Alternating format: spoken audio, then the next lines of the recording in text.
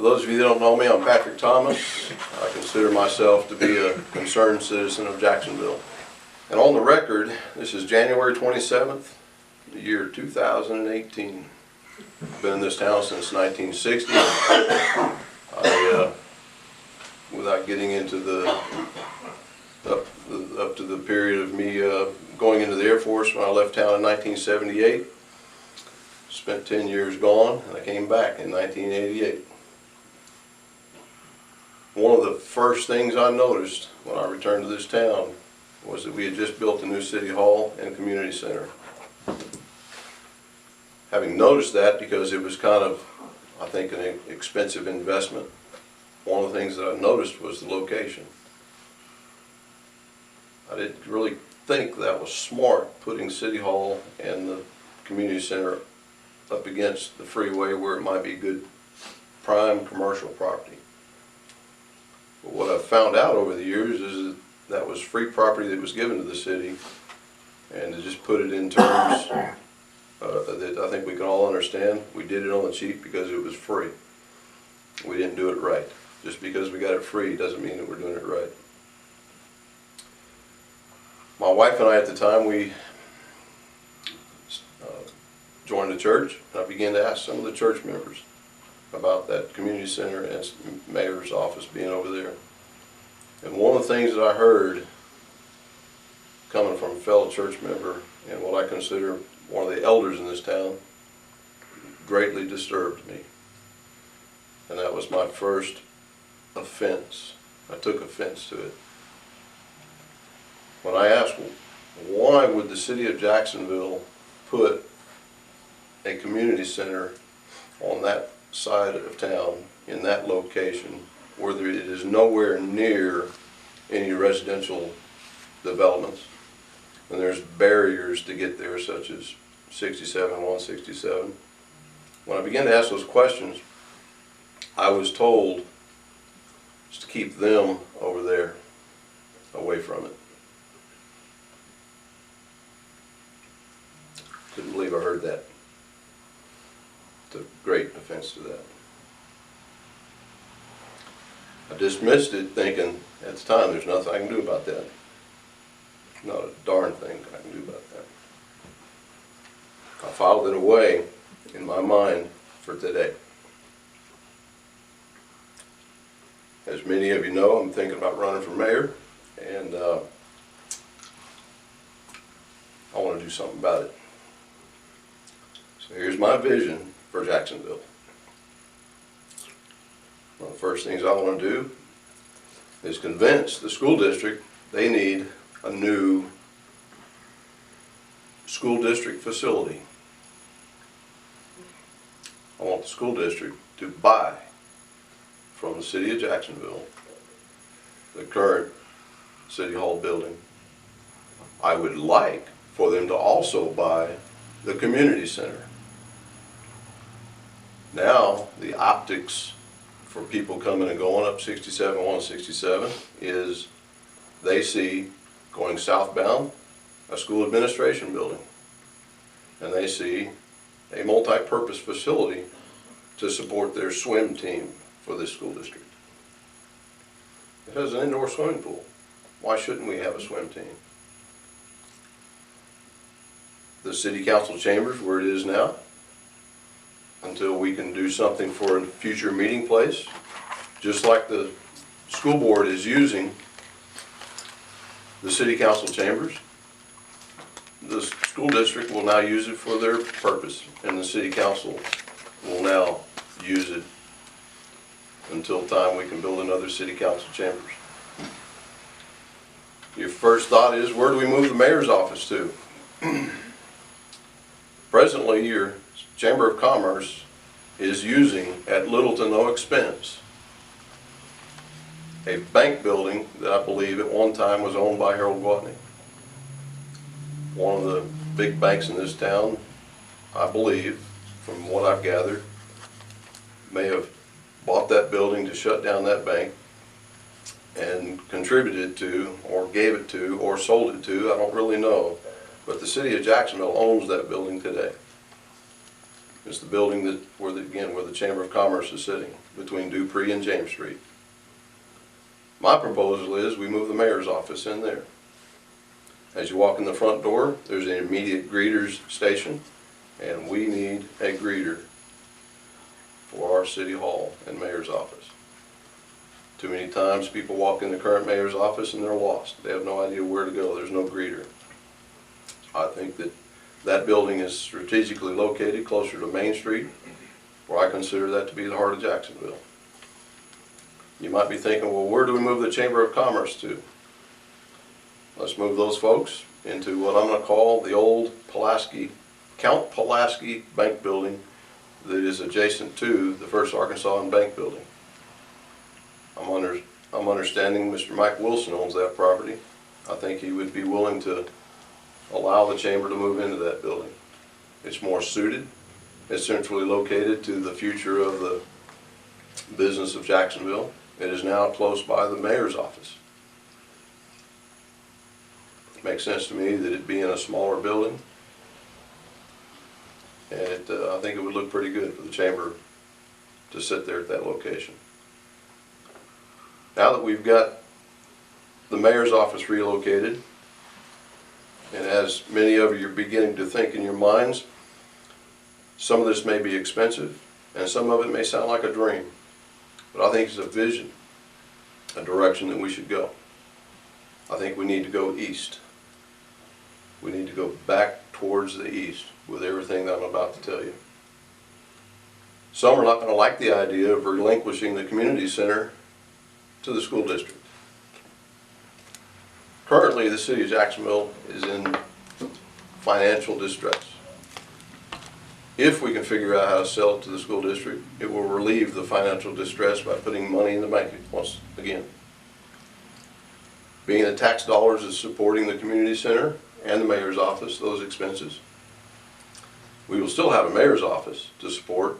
The community center will be relieved in the budget of the expenses temporarily until I describe to you the future of rebuilding our community center in Jacksonville. Having money in the bank and a strain relief from our taxes, we can recover financially. The citizens might be asked to vote on whether or not they want to do this, because moving the expense to your property tax might upset some, and some might think it to be a good idea. I'm asking today, is perhaps those expenses already built into the school district budget? And maybe they're piling up cash in the bank. Maybe they already have it built into their budget that they can absorb that new building and the community center. I really don't know, but I think we should at least talk about it. And in this town, too many times we don't talk about things like a vision. If I can see a way through making that happen, then the optics of people coming up and down 67-167 will be beautiful. We'll have a school district on each side of town. Friday night lights will be shining, and when you travel south, you'll see the backside of that community center, and it'll say Jacksonville North Pulaski School District, and welcome to the home of the Titans swim team. Some are going to say, well, what do we do about a community center? That is still a community building. Perhaps we can continue to use it as a community center, being that that's really what it is. It's still a community center. It's an opportunity to transfer ownership so that it improves our school district. I heard someone recently say, well, let's try to get the federal government or the post office to let us use that postal facility for the new school district office. Visually, that puts the school district office out of view of the freeway. And I'm not sure that that's a good idea. I think my idea might be a little better idea. If all of that happens and everybody agrees for that to happen, let's move further east. What we have is a vacant school, First Jacksonville Elementary. What I would propose is that we convince Pulaski County Special School District to give us a 99 or 100-year lease on that, because I'm under the impression that they own that facility right now. And I'm also under the impression that the City of Jacksonville has a lease on it. If it is already, let's say a 99-year lease, then that deal has already been made. If we have that deal, I propose we tear down the old building and build a multi-purpose facility, call it a cultural arts center if you want to, and put an auditorium in there suited for city council meetings. Now we have a mayor's office centrally located to the main street, and we have a city council chambers that is centrally located to the east side of town, where now they are in reach of city council meetings, and more people in the Braden district and other parts of town can now go to city council meetings and participate in listening. If that happens, then we have brought more to east side of town just by putting that on the east side of the tracks than has ever been done outside of Jacksonville Elementary, the Boys Club, and a fire station. And we have certainly improved the degraded and rundown image of what is now Jacksonville Elementary. Moving east further, we have the Boys Club. I would like to see a city pool. We can still operate the Boys and Girls Club as it is, under whatever foundation runs that. Nothing says we cannot put a city swimming pool over there in the vicinity of the Boys Club. Make it a in-ground summer pool. Later on, we might be able to build a structure over it. We have the technologies to put coverings over pools like that. Some sort of railroad type system where you move a cover over it or something for wintertime use. I think we need a swimming pool on that side of town. Yes, a lot of this costs money, but it is a vision. And I've never heard anybody ever at least put on the record a vision for Jacksonville. I want the east side of Jacksonville to feel like they are in this community with us. And in my opinion, they have been left out.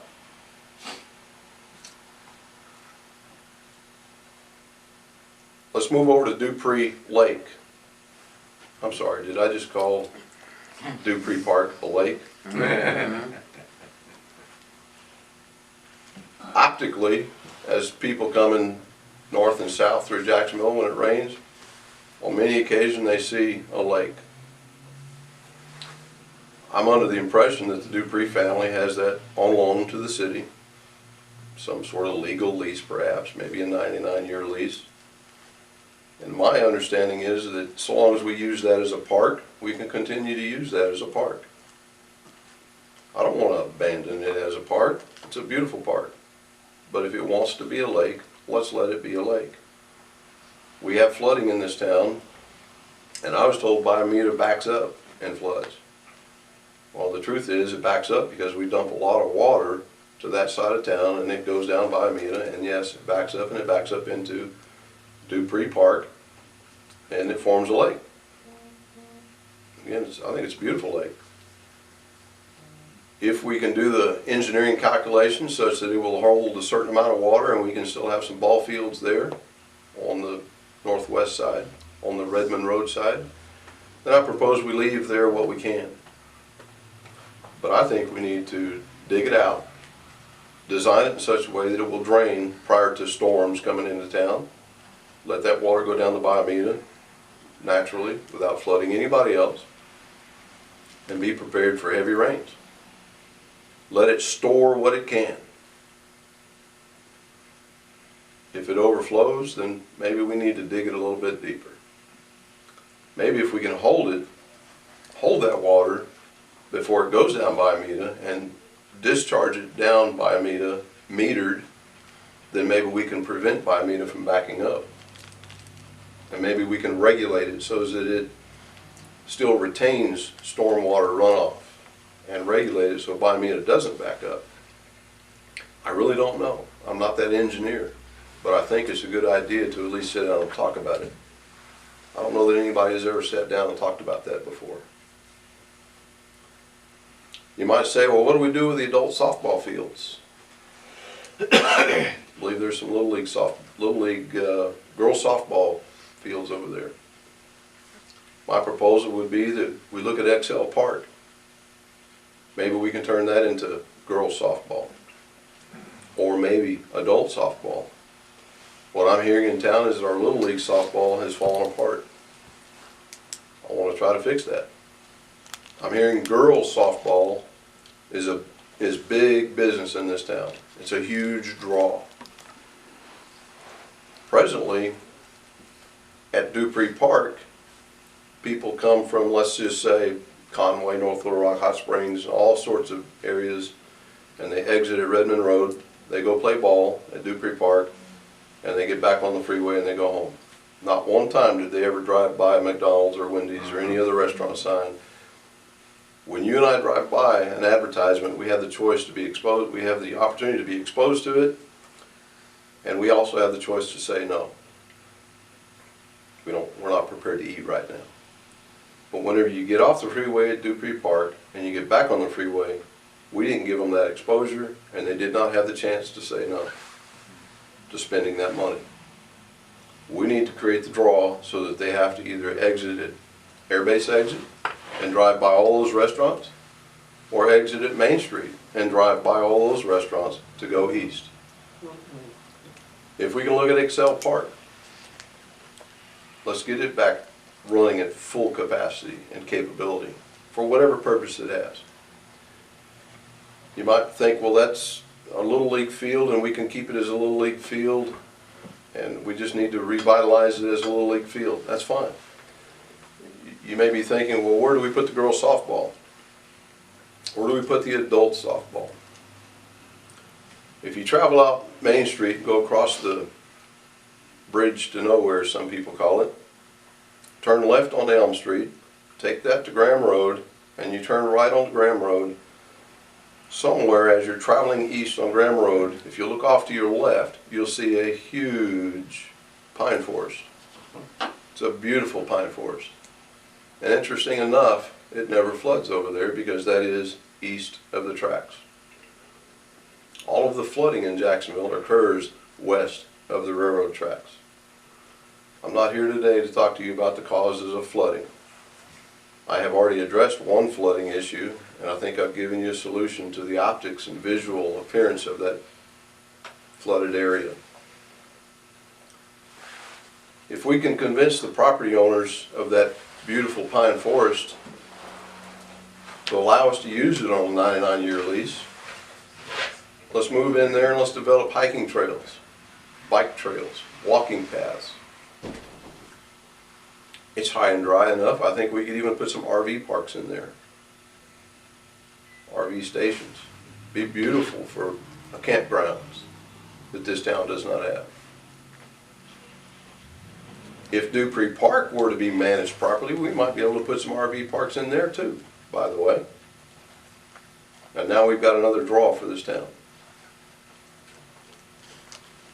If we can sell that idea to the citizens of Jacksonville, and if we have this beautiful park in amongst all those pine trees, people will come to Jacksonville. And now we're playing ball in a beautiful environment where we don't have to worry about whether or not it flooded. Homes will grow up around Main Street. They already are. Or Graham Road, I meant to say. I've spoken with some people and they say, well, those ballparks are going to make some noise. For the critics of that, I'm sorry. I do not consider children play noise. Now we've solved a problem at Dupree Park. We've moved some ball fields out on Graham Road. People are driving down Main Street. They're going by various eat places, and maybe they're eating, coming and going. Our revenues from hamburger tax, if you will, should go up. And now we've solved a little bit more of our revenue problem by giving people opportunity to eat. If they don't eat, we at least gave them a chance to say no. We've got a swimming pool at the Boys Club. The east side of town could have a cultural center that I mentioned earlier. And now Jacksonville, the picture of Jacksonville is a more balanced community. And I think doing so will heal the divide in this town.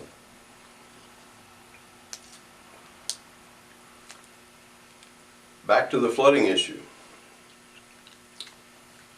Well, I really don't want to get into the details of flooding. Some of you have been witness to the Tonyville area at Maddox and First flooding. We have some issues out there that can be corrected. In some places, water is expected to go uphill.